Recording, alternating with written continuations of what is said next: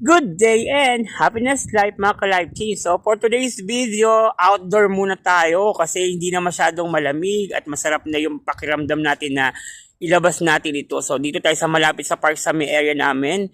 So inhale, exhale muna tayo. Maganda ito sa health, maganda sa immune system natin. Pampalakas to para lagi tayong energetic, okay? So, we need to work on for our health kasi health is wealth. So, talaga naman for this 2026, dito tayo magpo-focus. So, ayan, galaw-galaw lang tayo guys. Konting inhale, exhale, then jogging.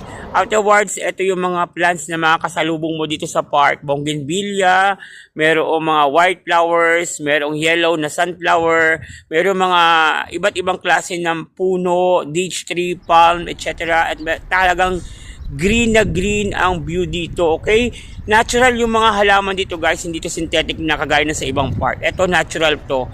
Then kita nyo naman ang lago ng mga halaman dito, green na green. Alagang-alaga yung park na to kasi it used for activities like birthday party, yung mga tipong namamasyal, nagpipiknik, nag-stay here yung mga bata, naglalaro. Family area din also ito. So at least tuwing umaga, pag Friday, walang masyadong tao pagka umaga. So talagang mag-i-enjoy ka sa pag-jogging, sa pag-exercise. So napakaganda ng paligid. So better ito para sa isang OFW, makaka-relax, makatanggal ng stress, yung idikit natin yung sarili natin sa nature.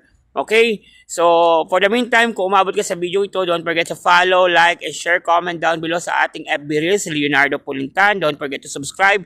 Life Change OFW Journey. Thank you.